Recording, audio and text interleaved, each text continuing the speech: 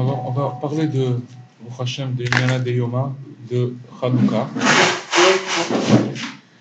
mais basé sur un autre enseignement. Vous avez un peu fait la Torah? Un peu. Un petit peu. Top. Hachem. Alors, le principal, la règle, c'est que la prière, c'est de la Emouna. C'est-à-dire que quand quelqu'un il rentre pour aller prier, il rentre dans un monde de Emouna. Et on va voir qu'est-ce qui se passe à ce moment-là. Qu'est-ce que c'est la Emouna? C'est des miracles qui sont au-dessus de la nature et qui s'apparentent au Inyan de Eretz Israël.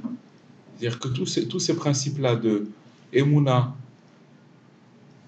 les miracles et Eretz Israël, c'est une même chose. C'est des choses qui sont apparentées et qui représentent le Inyan de Yaakov et ses enfants. Yaakov Avinu et ses enfants.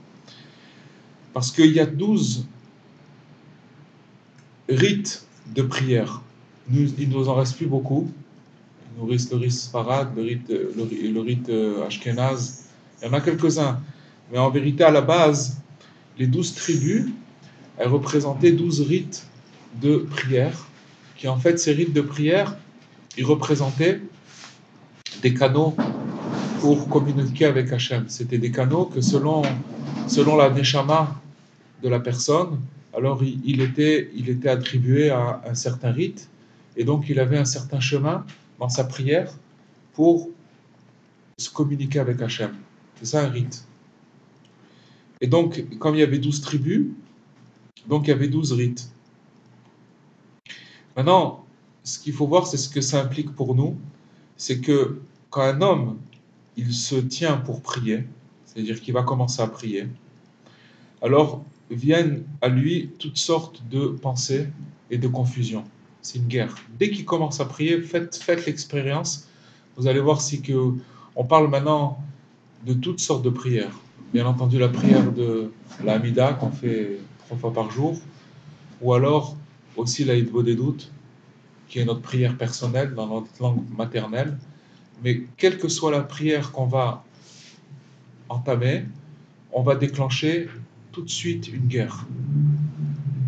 D'ailleurs, une blague qu'on dit sur les Juifs, c'est pourquoi ils réussissent dans le business, parce qu'ils ont 3 fois dans l'année, 3 fois par jour, le temps pendant leur amida de réfléchir comment ils vont faire le business, comment on va faire le truc. C'est-à-dire qu'ils ont 3 fois par jour le temps de se poser pour réfléchir à autre chose que... C'est une blague, mais il y a du vrai dans cette blague. C'est-à-dire que vous allez vous rendre compte qu'au moment où il faut prier, c'est là où il vient toutes sortes de pensées étrangères et de confusion, et on n'arrive pas à se concentrer. C'est quelque chose de très, très, très difficile. Donc ça, c'est une chose. Et donc, à cause de ça, automatiquement, la prière, elle décolle pas. Et quand elle décolle pas, ça veut dire que la personne, elle reste dans l'obscurité. Parce que la prière, elle est faite pour amener de la lumière. Et quand une personne, elle prie, et que sa prière, elle est pas, c'est-à-dire que c'est pas qu'il se passe une guerre, ça veut dire qu'il vient toutes sortes de pensées étrangères, automatiquement, la personne, elle n'arrive pas, la prière, elle reste, la personne reste dans l'obscurité. Et donc, à cause de cette obscurité, c'est pas possible de prier. Donc, c'est un cercle vicieux. C'est un cercle fermé. Et alors, quelle est la solution pour pouvoir sortir de cette impasse? Puisqu'à chaque fois, dès qu'il va commencer à prier, il va commencer à avoir des pensées étrangères. Et ces pensées étrangères, ils vont laisser la personne dans l'obscurité. Donc, quelle est la solution pour pouvoir sortir de cette problématique? Quand un homme, il voit qu'on vient lui amener des confusions dans sa prière et dans son service divin, et qu'il n'a aucune solution et aucune combine pour pouvoir sortir de ce problème, ça veut dire qu'il voit qu'il est attaqué. C'est comme par exemple quelqu'un, il va et il se retrouve dans une embuscade. il est maintenant confronté à un problème, il est attaqué. C'est pas que il est attaqué, comment il fait? Donc c'est ça, quand il se retrouve dans cette problématique, alors le principal de la solution, c'est la solution principale, c'est la vérité. Il va expliquer ce que ça veut dire. C'est-à-dire que quand il va commencer à parler avec sa bouche, il faut qu'il va sortir des paroles de vérité. Des paroles de vérité. Une parole vraie. Dans son contexte où il se trouve, peu importe son degré, même s'il est au fin fond de la boue, mais que là-bas où il sorte une parole vraie. Souvent, des fois, souvent, 99% des fois, quand on parle pas vrai. Je parle dans la prière. On va dire notre prière, on prend la Hamida, on n'est pas du tout dedans, on est à côté. Et donc, c'est une prière qui est plate, elle décolle pas. Et à partir du moment où elle décolle pas, la personne elle reste dans l'obscurité. Donc, quand il va dire des paroles vraies, ça veut dire qu'il va réfléchir à ce qu'il dit. Ça, on parle maintenant pour la prière de tous les jours, les trois prières, mais on parle aussi pour la prière de l'Aïd des doutes. C'est-à-dire qu'il va essayer que dans son contexte, il va essayer de sortir une parole vraie de sa bouche. On va voir qu'est-ce que ça fait. Il dit que bien que son degré, il est très bas, son contexte, alors il doit se débrouiller, il doit faire en sorte de sortir une parole de sa bouche qui soit vraie. Parce que quand la parole, elle sort de la vérité, ça veut dire que quand il y a une parole de vérité qui sort de la bouche d'un homme, automatiquement, elle amène la lumière et elle fait sortir la personne de son obscurité. C'est quelque chose de magique et de vrai, et c'est comme ça que ça marche. C'est-à-dire que si vous regardez à chaque fois que vous avez réussi à faire une prière et que cette prière elle vous a élevé, c'est parce que vous avez mis de la vérité dedans parce qu'il ne faut pas attendre de prier et de voir de la lumière. Puisqu'on a dit que dès qu'on va commencer à prier, il va y avoir toutes sortes de pensées étrangères qui vont nous amener des confusions. C'est une guerre, c'est un antagonisme qui va se mettre contre nous. Donc, la solution, c'est de s'efforcer à dire des paroles vraies pour sortir de l'obscurité. Parce que il y a beaucoup de sorties, beaucoup de portes dans l'obscurité. Il y a plein de portes dans l'obscurité. Seulement, l'imbécile, il ne voit pas les sorties. C'est-à-dire, c'est comme si qu'il est dans un labyrinthe et il ne voit pas comment sortir de cette obscurité de l'endroit où il se trouve. Il ne voit pas de sortie. Il est confus, il ne voit pas. Et la vérité, c'est la lumière d'Hachem. C'est ça la vérité. La vérité, c'est que ce qui va faire sortir la personne de cette obscurité, c'est la lumière d'Hachem. Et maintenant, par le fait qu'il va parler, qu'il va dire des paroles vraies, selon son degré, on ne parle pas maintenant, et c'est ça l'erreur que tout le monde fait, c'est qu'on croit que qu'on prie, ça veut dire qu'on est déjà dans un degré raisonnable et respectable, et qu'on est déjà tzaddik quand on prie. C'est pas ça du tout. Prier, c'est n'importe quelle personne. Prier, ça veut dire un contact. Maintenant, quand une personne, même si elle est dans la boue et qu'elle parle avec Hachem, alors automatiquement elle est connectée à Hachem et elle reçoit de la lumière là où elle est. Maintenant, une personne qui ne parle pas, c'est une personne qui est déconnectée, et si elle est déconnectée, elle va se retrouver dans une très grande souffrance parce qu'elle voit pas de lumière. La connexion, c'est ça qui amène la lumière, et la déconnexion, c'est ça qui amène la souffrance, le tsar, que la personne, elle sait pas où elle se trouve, elle est perdue. Tout ça, ça vient de la déconnexion. Et comment on se connecte? Avec la parole. Allez, grâce à cette parole qui sort de sa bouche, alors Hachem, il va l'éclairer. si on peut dire. Achlatzet me'achosher shu nitzod bo, pour sortir de l'obscurité dans laquelle il est tombé. Comme c'est Petach devarecha yair, que la porte de ta parole, elle va t'éclairer. Ça veut dire que tout passe par la parole, tout passe par la parole. Et c'est ça qu'Hachem il a dit à Noach, à Noé, quand il a fait la teva, il lui a fait une fenêtre. Tzoar, Tasé la teva, il lui a demandé de faire une fenêtre dans sa teva, dans l'arche. Yesh omrim eventov, yesh omrim chalon. Il y en a qui disent que ce tzoar, cette fenêtre-là, c'était une pierre précieuse, et il y en a qui disent que c'était une fenêtre. Et quelle est la différence entre une pierre précieuse et une fenêtre?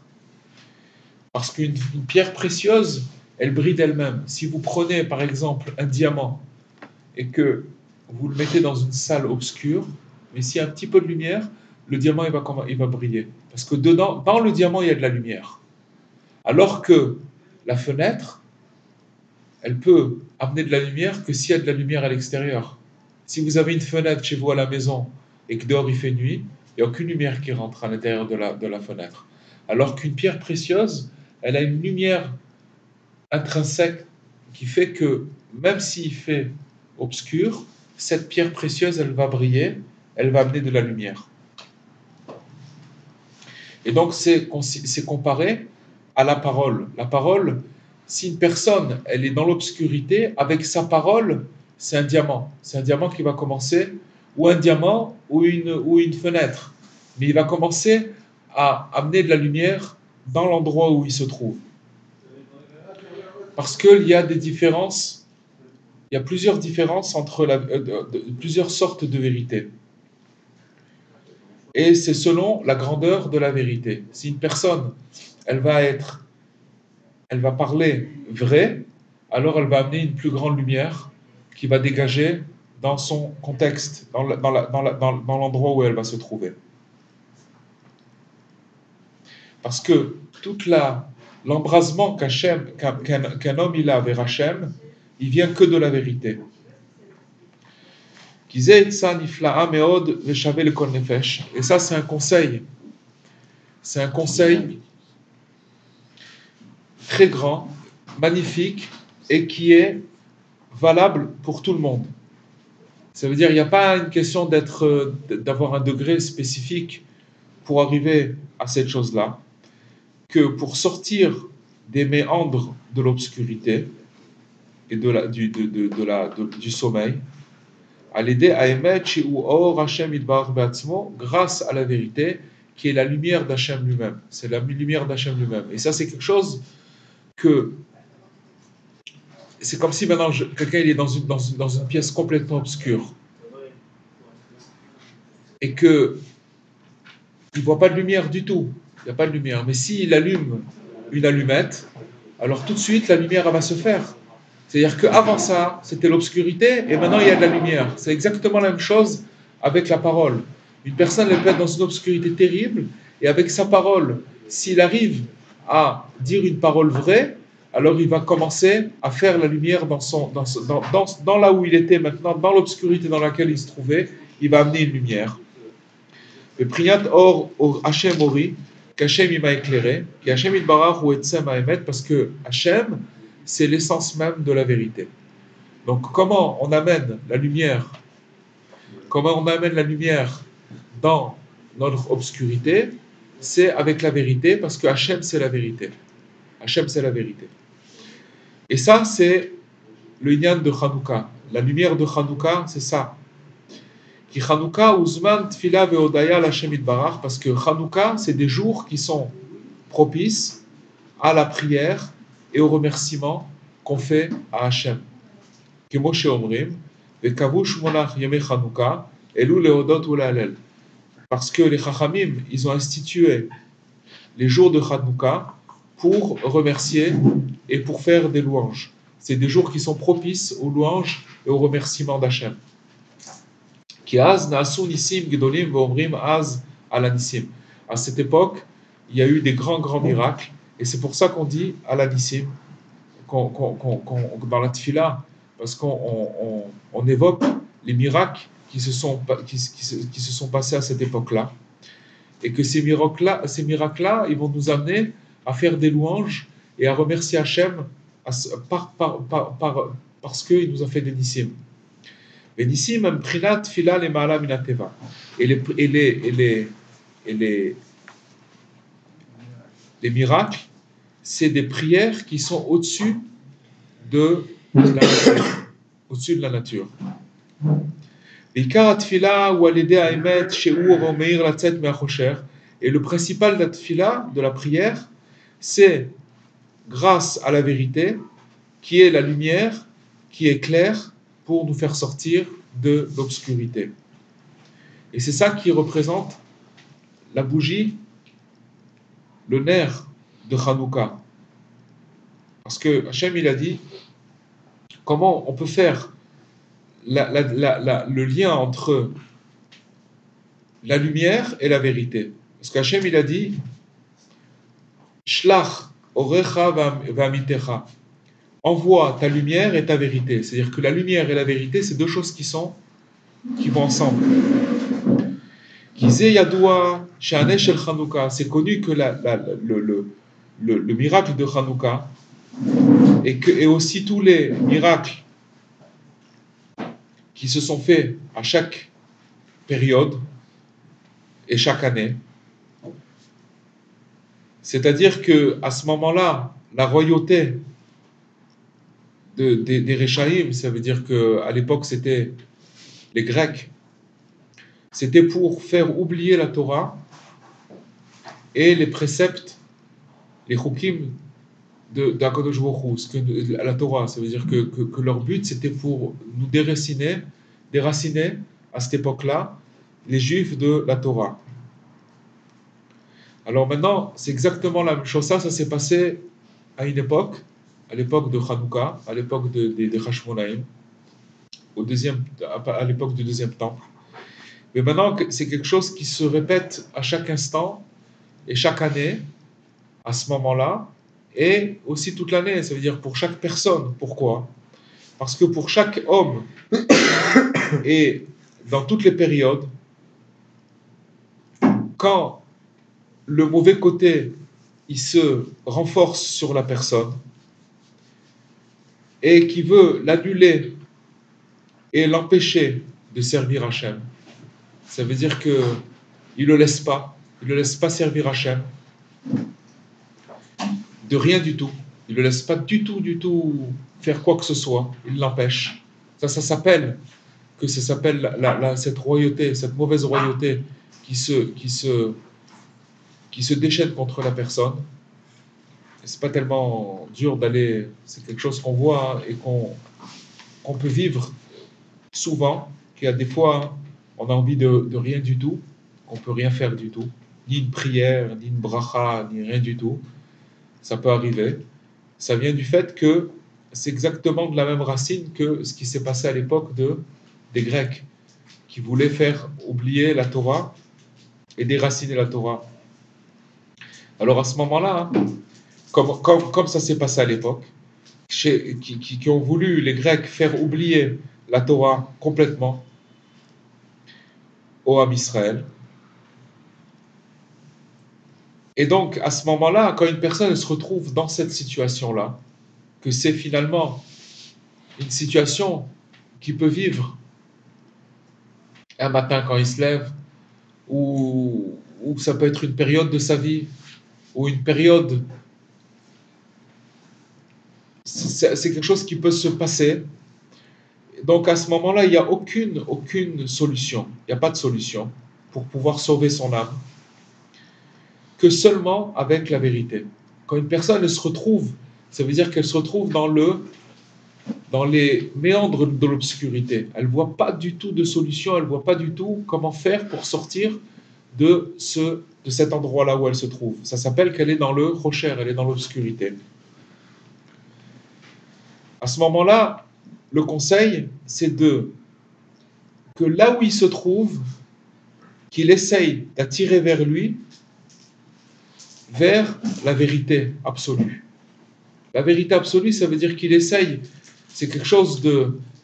Et si on n'arrive pas à le faire, ça veut dire que le signe, c'est très très simple, que si on n'arrive pas à sortir de l'obscurité dans laquelle on est, c'est tout simplement parce qu'on n'a pas réussi à dire une parole véritable, une vraie parole, une parole de Hémet. On n'a pas réussi à la dire.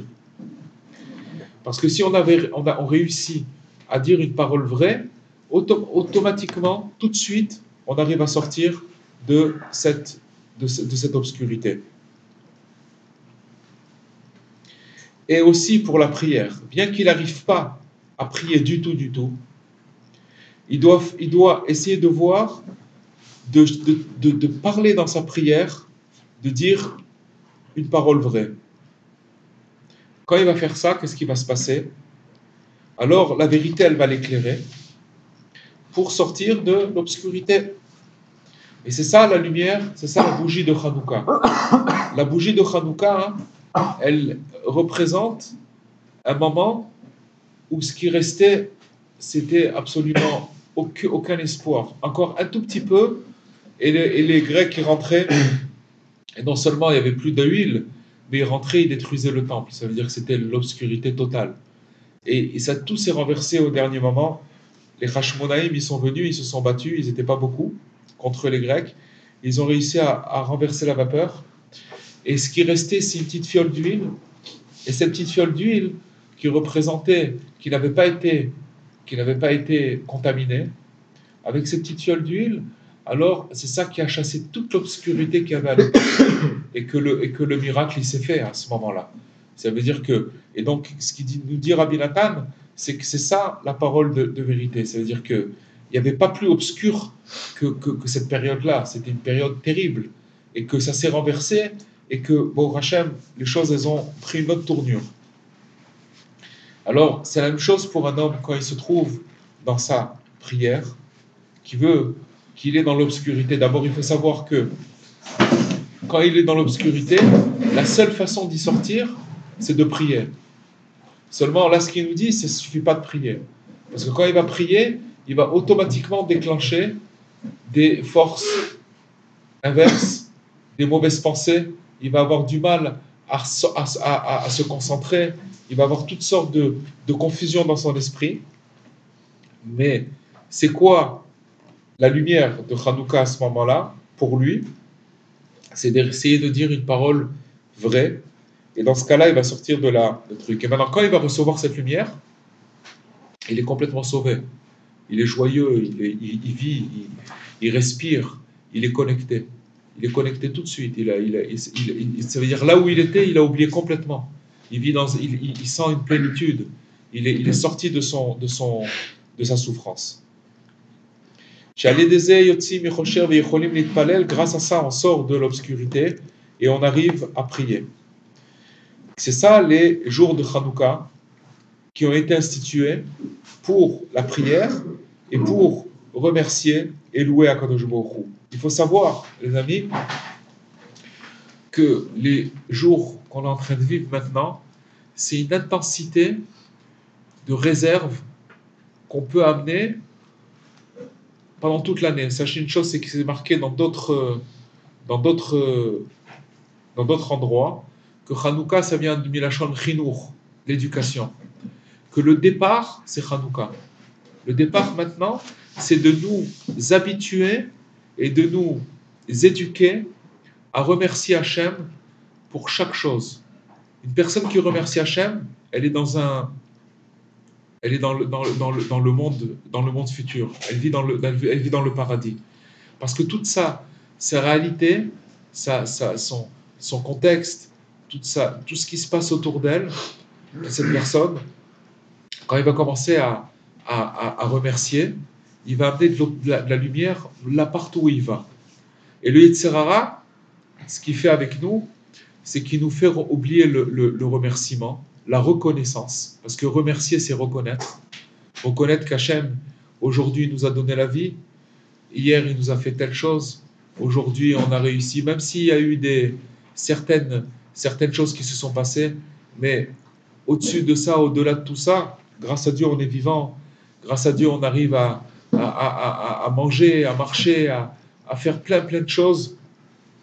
Et cette reconnaissance-là, si on arrive à en parler et à parler avec Akadosh Baruch Hu et de le remercier, alors on amène une lumière autour de nous et c'est quelque chose de très fort. Et donc c'est pour ça que ces jours-là, ce sont des jours de réserve où on prend des réserves pour toute l'année parce que c'est le départ. Si quelqu'un il a ça dans sa vie, de remercier Hachem, littéralement il vit dans le Olam Haba. C'est pas de la rigolade parce qu'il chasse toute la lumière, toute l'obscurité, mais seulement ce sont des jours pourquoi Hachem nous a donné. C'est comme une station essence. Là, Hanouka, c'est une station où on vient commencer un nouveau départ, où on va commencer à remercier Hachem pour tout ce qu'il nous a donné, et tout ce qu'il nous a donné déjà, et tout ce qu'il nous donne tous les jours. Valken, ne Hanouka, il est matam yasarat fachim. Et maintenant, la lumière de Hanouka, il faut l'allumer au-dessous de 10 tfachim. Tfachim, c'est une mesure qui représente un point à peu près. Et donc, la Hanouka, on l'allume en dessous de 10 tefach. Et c'est marqué que la présence divine, elle n'est jamais descendue en dessous ces 10 tefachim. Elle ne descend pas là-bas. Parce que c'est des endroits où il y a les mauvaises forces qui se trouvent. Et donc, la présence divine, elle ne descend pas là-bas. Et pourtant, parce que c'est l'endroit où les mauvaises forces, elles s'accrochent. Les Sham Daïka Madlikim Ner Hanouka Samour et Tzalapetach. Justement, précisément, pour ça qu'on allume la lumière de Hanouka, justement en bas de ces 10 Fachim. Parce que pour faire montrer que la lumière d'Hachem, elle descend très bas, et que à ce moment-là, à Hanouka, elle descend pour nous faire montrer que il n'y a pas de désespoir, que ça descend très bas là-bas. De faire montrer que justement, précisément, en dessous des 10 de cette mesure-là, qui est à peu près 1 mètre, je pense, non ? À peu près 1 mètre. Alors que là-bas aussi, la lumière de Hanouka, elle descend, cette lumière-là. Que là-bas aussi on peut trouver la porte pour se rapprocher de la sainteté. On parle de degrés très bas. Très bas, parce que si la présence divine elle ne peut pas arriver là-bas, ça veut dire que c'est un endroit très impur. Mais la Torah, elle a voulu qu'on l'allume justement en dessous de cette mesure-là pour faire montrer que cette lumière-là, à un moment, elle arrive, la lumière d'Hachem, elle arrive même là-bas. Que même la vérité, on peut l'amener là-bas. La vérité, elle peut descendre jusque là-bas. Par la lumière de la vérité, qui est la lumière de Hanouka, on peut se rapprocher de Dieu, de chaque endroit où on se trouve. C'est ça la force de Hanouka. C'est ça la force de Hanouka et c'est ça le départ. C'est ça le départ. Et pourquoi le Hanouka c'est le départ ? Parce que justement c'est ça l'éducation. L'éducation c'est de comprendre que cette lumière de Hanouka, qui est le miracle, qui s'est passé à un moment où il y avait une obscurité opaque et qu'il n'y avait plus aucune solution, cette lumière elle est venue, elle a éclairé, elle a sauvé et elle a amené une fête, elle a amené que depuis 2000 ans, on allume les bougies de Hanouka, le Ham Israël, à tel point que même quand il y avait la Shoah, il y en a qui prenaient de l'huile de la soupe ou qui gardaient chaque jour, qui savaient qu'elle allait arriver Hanouka, ils allumaient les bougies à Auschwitz. Ça veut dire que c'est quelque chose, il n'y a pas plus sombre et pas plus obscur que ces épreuves que le Ham Israël ils ont passées, et qu'il y avait cette lumière d'espoir, que même là-bas elle existait, et même là-bas elle descendait, et c'est ça qui faisait tenir le Ham Israël dans ces moments obscurs. Afilu lemata mi'asara tfachim she'en sham ashra ashrina, que l'inspiration de la divinité, elle est pas là-bas, elle n'arrive pas dans ces endroits-là. Mais seulement, on arrive à trouver une porte grâce à la lumière de la vérité. Et c'est ça la lumière de Hanouka qu'on doit allumer à côté de la porte. La lumière de Hanouka, la Hanouka, on l'allume à côté de la porte. Pourquoi? Parce que la porte, c'est la porte de la vérité, c'est la porte de notre bouche, c'est la parole. C'est là-bas que regardez comment Rabbi Nathan, il amène la parole, que c'est la porte de notre bouche, par rapport à la lumière de Hanouka qui représente la vérité, et que dans l'obscurité la plus grande, on peut faire la lumière dans notre obscurité par la vérité qui va sortir de notre bouche. Et ça, il n'y a pas besoin de... Des fois, on va courir, on va à droite, on va à gauche, on va chercher, on va parler, on va se confier, on va commencer. Et toutes ces choses-là, non seulement ça n'aide pas, mais des fois, ça fait rentrer la personne encore avec plus de déception. Alors que là, une personne, si elle a le courage, il faut beaucoup de courage, le courage de prendre ces paroles, qui sont les paroles de Rabbi Nathan, on est en plein Hanouka, que le courage de pouvoir parler des paroles de vérité, véridiques, dans l'obscurité, dans la peine dans laquelle on est, dans la difficulté dans laquelle on est, d'avoir le courage d'ouvrir sa bouche et de dire une parole de vérité là-bas. Qu'est-ce que ça veut dire une parole de vérité? D'après vous, c'est quoi une parole de vérité?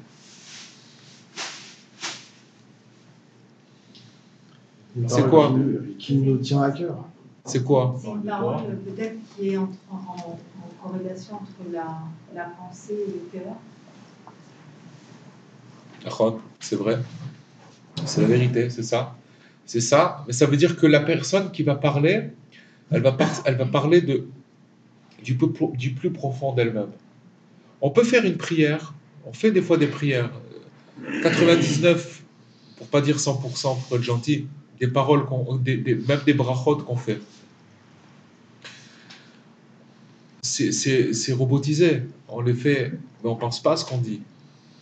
Je peux vous dire que si quelqu'un il fait une bracha dans la journée, qu'avant de prendre son verre d'eau ou son café, il pense à ce qu'il va dire avant et qu'il fait une fois, vous vous rendez pas compte la lumière, le flot de lumière que la personne elle reçoit. C'est quelque chose de très très très fort. Ça amène une émouna extraordinaire. Pourquoi?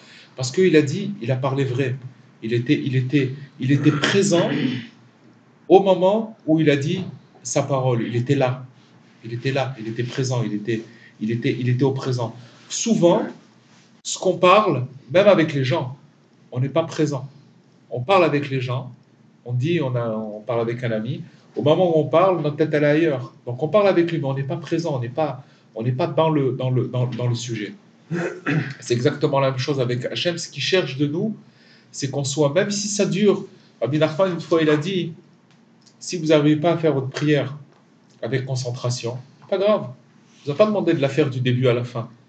Mais par exemple, prenez un petit passage de quelques lignes, que ces quelques lignes-là, vous allez mettre tout votre cœur dans les mots et dans le truc. Vous allez prendre un petit passage que vous allez choisir, qui vous inspire, et vous allez mettre tout votre cœur dans ce passage-là. Alors ça s'appelle faire une prière Bekavana. Maintenant, après le reste de la prière, tu la fais pas, tu la lis. Et après, mais si tu t'habitues, et que tu ajoutes un petit peu, de temps en temps, un petit peu, alors à la fin, tu vas pouvoir arriver, c'est un travail, mais tu vas pouvoir arriver à faire ta prière. Et la prière, quand elle est faite avec concentration, elle amène la personne à décoller complètement. Complètement. La personne, elle ne se trouve plus ici. Parce qu'elle se connecte. Elle se connecte avec quoi? Avec son âme. Son âme, c'est sa divinité. C'est une partie d'Hachem. Et cette partie d'Hachem qui est en lui, elle se connecte avec Akadosh Baruch Hu. Et il est en symbiose. Il est très bien. Il veut rien d'autre. Il a besoin de rien d'autre.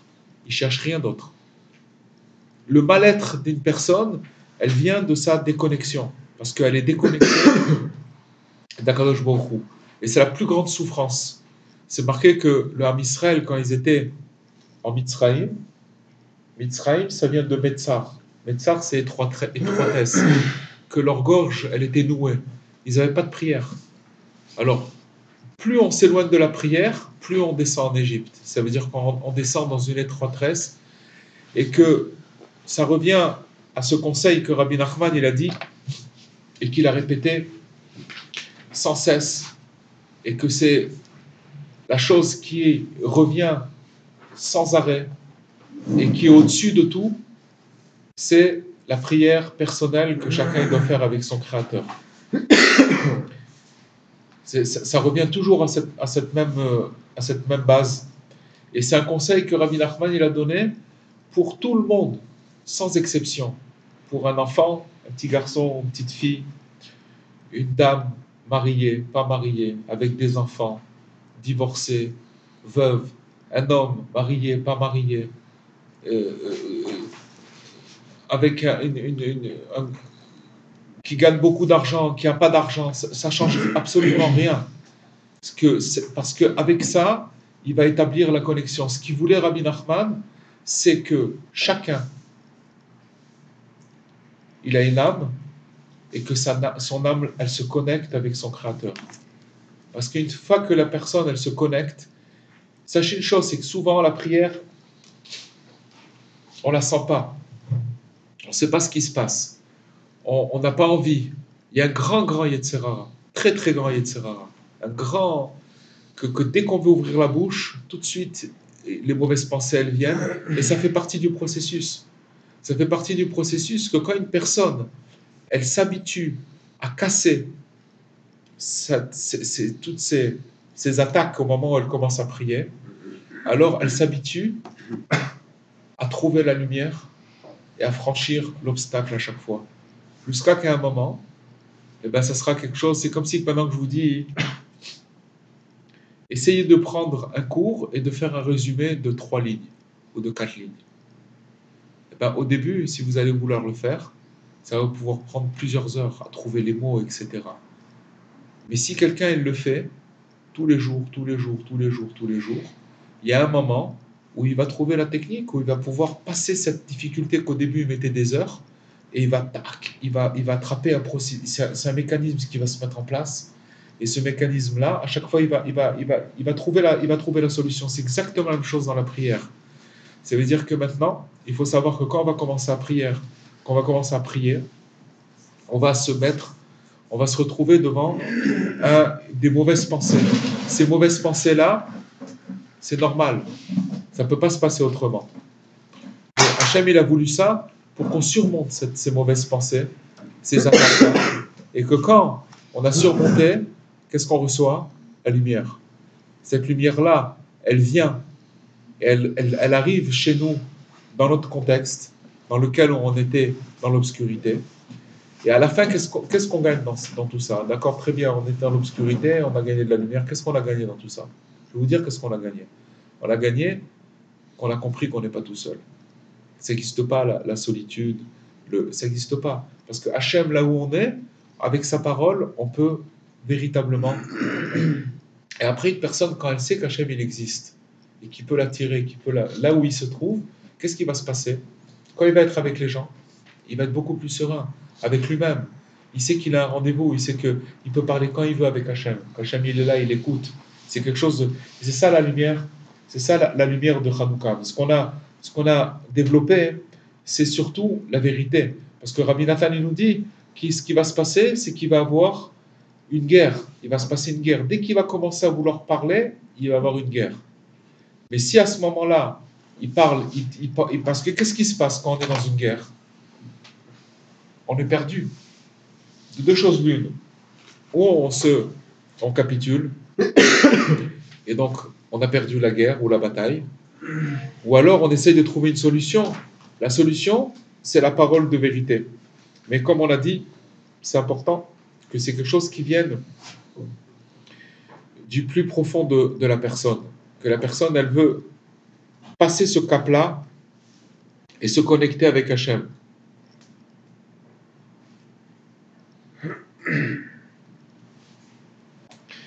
Et donc, Où on était? Ouais. Alors on a parlé de la Teva de Noah. Et il dit que les mauvaises pensées qui viennent dans la tête de la personne au moment où il va prier, ça représente les eaux du Maboul, le déluge. Que la personne, elle commence à se noyer dans ses pensées.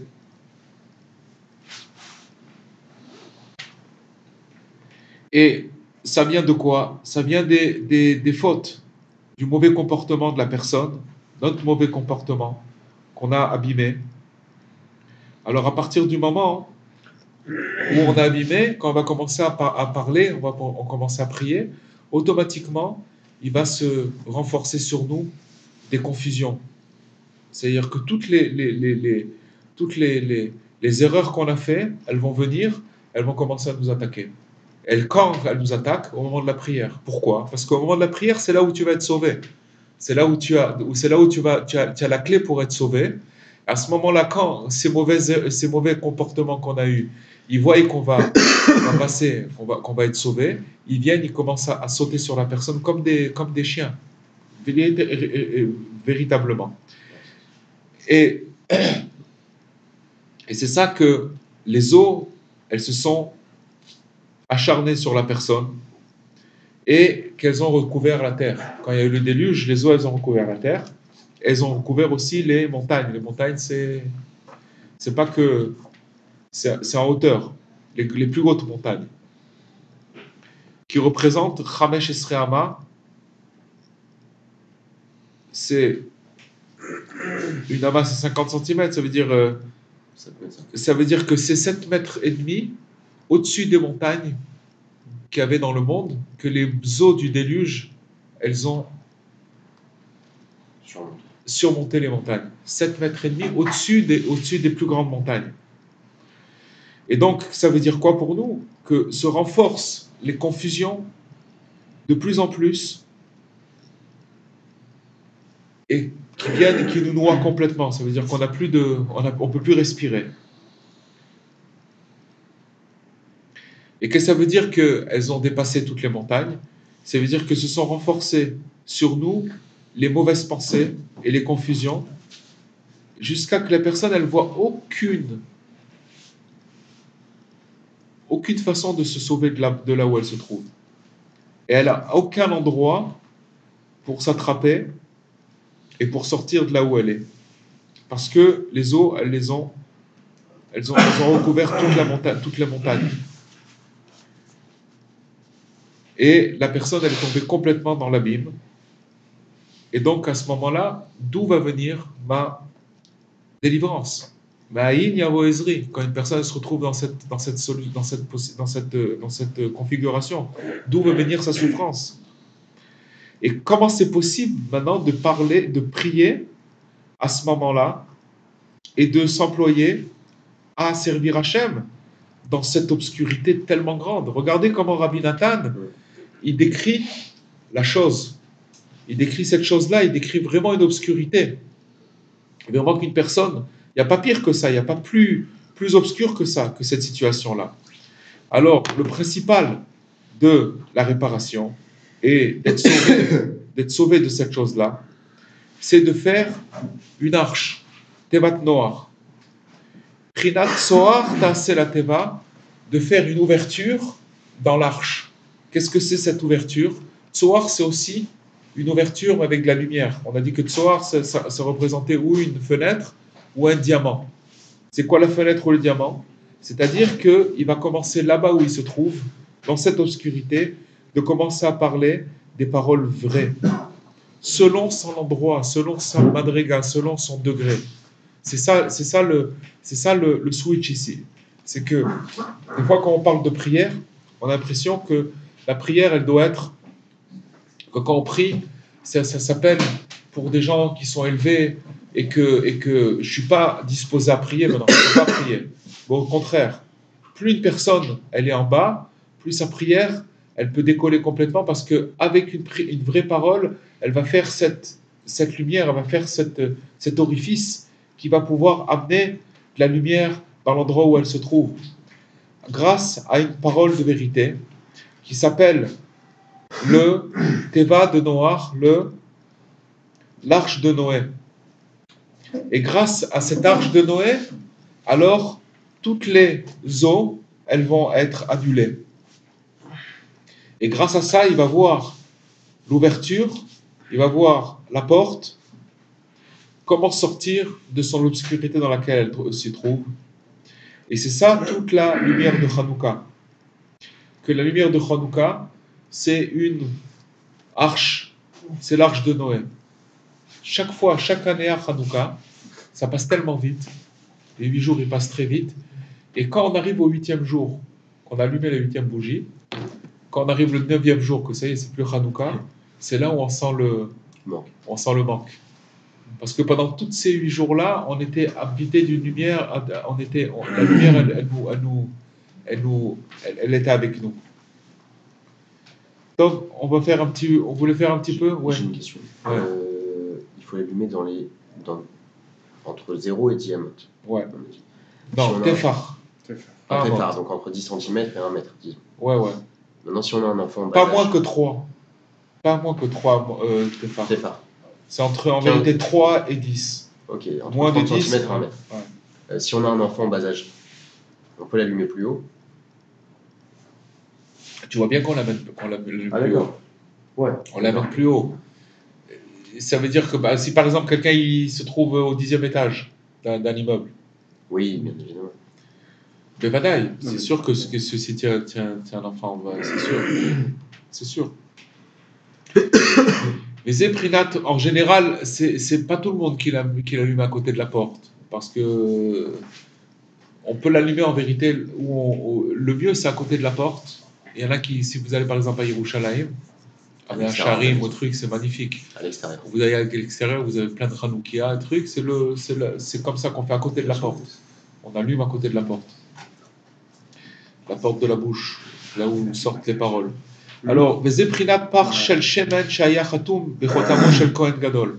c'est ça la fiole d'huile qui était scellée par le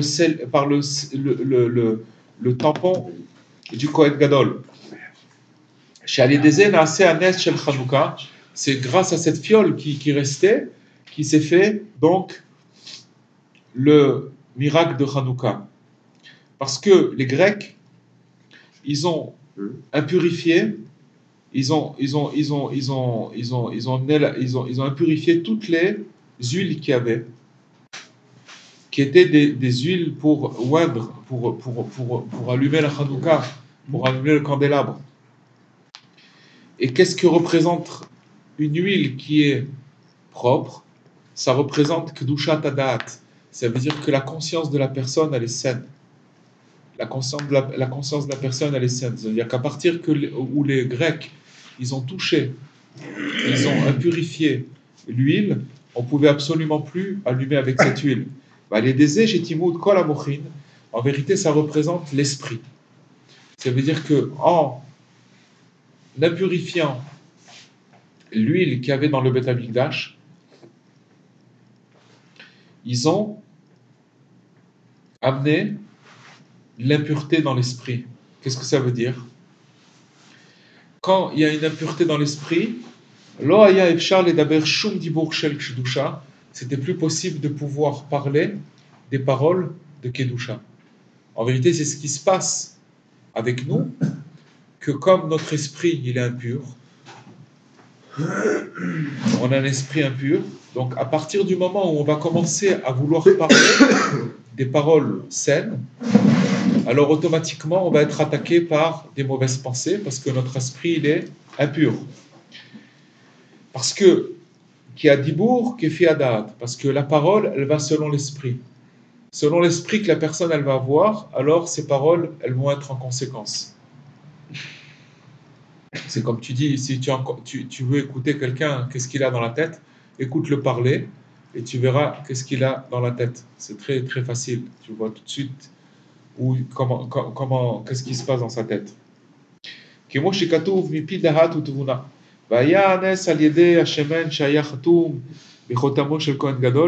donc le miracle il venait du fait qu'il y avait une fiole d'huile qui était scellée par le Kohen Gadol. Qu'est-ce que ça veut dire ce scellage-là, ce sceau qui avait sur cette fiole qui n'avait pas été contaminée? Ça représente la vérité. Ça représente le sceau de la vérité. Ce sceau de la vérité, c'est grâce à ce sceau de la vérité qui n'avait pas été, qui n'avait pas été contaminé, qu'on a pu recommencer et que grâce à ça, il y a eu cette lumière et qu'on a recommencé, qu'on a pu rallumer la menorah. Qui émet au Prinat Rotam. Parce que la vérité, c'est un sceau. C'est un sceau. Prinat Rotmo Shel HaKadosh Baruch Hu émet. Parce que c'est le sceau d'Hachem qui représente la vérité. Parce que le Kohen Gadol, il rentrait à l'intérieur, dans le Saint des Saints, pour pouvoir expier tous les péchés du Ham Israël et de les purifier et de les faire sortir de tous leurs péchés grâce à l'encens, au Ketoret, qu'il mettait sur le Even Shtia, c'est la pierre angulaire, c'est l'endroit, c'est le Saint des Saints, c'est là où il y avait l'endroit, le Saint des Saints là-bas, il rentrait là-bas et il faut savoir une chose, vous connaissez tous cette chose-là, c'est que le Kohen Gadol, quand il rentrait dans le Saint des Saints, il rentrait avec une tunique, et en bas de cette tunique, il y avait des petites cloches. Tant qu'on entendait les cloches, ça veut dire qu'il était vivant. Si que Dieu préserve, on n'entendait plus ces cloches, alors il y avait une corde qui le liait à l'extérieur et que si Chas Shalom, alors on le tirait. Pourquoi il pouvait arriver que le Kohen Gadol, il pouvait mourir? Une mauvaise pensée. Une mauvaise pensée. Parce qu'une mauvaise pensée dans ces endroits-là, c'était pas possible de continuer à vivre. Entre parenthèses, Rabbi Nachman, il dit une chose extraordinaire. Il dit que quand le Mashiach il va venir, il y aura la possibilité de prier dans le minyan du Mashiach. De prier dans le minyan de Mashiach. Il dit seulement, tout le monde pourra venir prier. Tous ceux qui voudraient, il pourra venir prier. Il dit seulement celui qui viendra prier dans le minyan du Mashiach, mais qui aura une mauvaise pensée, il prendra un coup de bâton sur la tête. Ça passe pas. S'il vient il n'est pas obligé. Mais s'il vient, alors il faut savoir qu'il y a un prix. Alors c'est la même chose. Le minyan du Mashiach, c'est un peu à l'image de ce qui se passait dans le Saint des Saints. Et que le Kohen Gadol, il avait la faculté de pouvoir entrer et d'amener l'encens dans le Saint des Saints et d'expier tous les péchés du Ham Israël à ce moment-là, et de les faire sortir de toutes leurs souillures. Et que là-bas, il y avait le Aron HaKodesh, où il y avait les Luchot, il y avait les tables de la loi. Et les tables de la loi représentent justement le point de vérité. Parce que de cette pierre-là, du Saint des Saints, cette pierre angulaire, il faut savoir que tout le monde, il a été fait. Hachem, il a fait ce monde avec cette pierre-là. Et c'est le fondement de tout le monde et de toute la vérité qu'il y a dans le monde. Parce que grâce à la vérité, le monde, il se maintient. Comme les Chachamim, ils ont dit, qu'Hachem Yitbarach Mekaim Haolam, qu'Hachem, il maintient le monde, et que le sceau d'Akadosh Baruch Hu, c'est la vérité. Et donc, puisque cette pierre angulaire, elle est le fondement du monde, c'est le point de vérité. Et c'est le fondement et le maintien du monde, que tout le monde y tient sur ça. Donc, et que là-bas, il y avait les tables de la loi qui étaient posées, qui représentent la Torah, qui est le principal de la vérité, puisqu'on dit Torah Temet.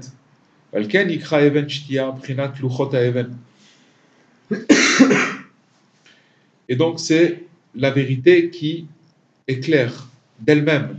C'est ça la pierre précieuse. C'est ça la pierre précieuse. Ça veut dire que cette pierre précieuse-là, elle éclairait dans le monde entier. Et c'est ça ce qui se passait au Beth Amikdash. Au Beth Amikdash, il y avait une abnégation de tous les goïms. Il n'y avait pas personne qui pouvait dire... tout le monde savait, ce qui était en Afrique ou dans tous les pays du monde, ils savaient qu'à Yerushalayim, il y avait un temple, et que ce temple c'était la vérité, et qu'il y avait une lumière qui sortait de ce temple-là, et qu'il y avait les Juifs, et que les Juifs c'était le sommet du monde. Et il y avait on donnait la place. Il y avait cette place qui était donnée. C'est peut-être pour ça que ce qui se passe maintenant, tout ce qu'il y a eu, les problèmes qu'il y a eu avec le monde du temple et tout ça, c'est que comme il y a des frémissements de la Géoula qui sont en train de se passer, alors il y a aussi le mauvais côté qui se déchaîne et pour pas que cette lumière de vérité, elle puisse sortir de cet endroit là-bas. Parce que c'est marqué que les tables de la loi, elles étaient faites en pierre précieuse. Elles étaient faites avec des pierres précieuses, toutes les tables de la loi. Et dans l'endroit où se trouvent les tables de la loi avec les pierres précieuses et cette pierre angulaire où le monde il a été fait, c'est de là-bas que monte toute la prière. C'est là-bas que monte toute la prière. Kizé Shar Shamaim, ça s'appelle la porte du ciel. Kikar Aliyat Atfila Al-Yedei, parce que justement, puisqu'on a dit que c'est ça, cette pierre angulaire, ça représente la vérité, donc la prière, elle peut monter que par la vérité. Là, il a fermé avec ça toute son explication, Rabbi Nathan, que c'est grâce à la vérité que la prière, elle peut monter. C'est pour ça que le Kohen Gadol, il était là-bas, et que grâce à la vérité absolue dans laquelle il se trouvait, et il rentrait là-bas dans l'endroit de la vérité, alors il arrivait à faire sortir tout le Ham Israël de l'obscurité, ça veut dire des péchés dans lesquels il se trouvait. Quand il rentrait dans le Saint des Saints, et de faire rapprocher tout le peuple juif dans son ensemble vers le point de vérité.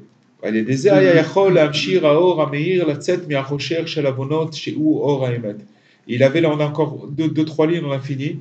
Et avec ça, il arrivait à attirer la lumière et de la faire briller et de faire sortir tout le monde de ses péchés vers la lumière de la vérité. Et grâce à ça, c'est comme ça que sont pardonnés tous les péchés, grâce à cette lumière de vérité.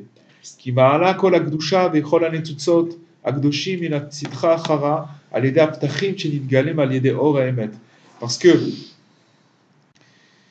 on fait monter la sainteté et toutes les étincelles saintes des méandres de la Touma grâce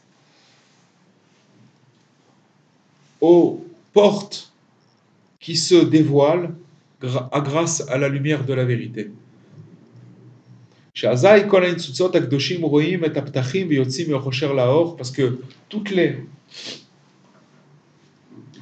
étincelles saintes, elles voient les portes, elles sortent de leur obscurité vers la lumière. Donc, toute la Touma, elle tombe, et donc, après, tout le Ham Israël, il est pardonné de ses fautes. Voilà, on a fini, ça continue encore après, mais on a fini notre étude. Mais ce qu'il faut dire là, c'est quelque chose d'extraordinaire. Ça veut dire que maintenant,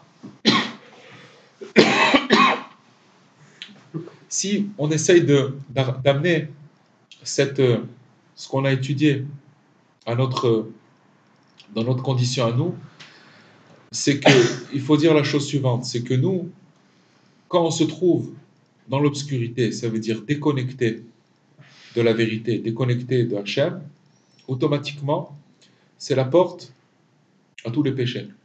Parce que la personne, elle voit pas, quand elle ne voit pas la lumière, elle est dans l'obscurité, dans le noir, elle est livrée à elle-même.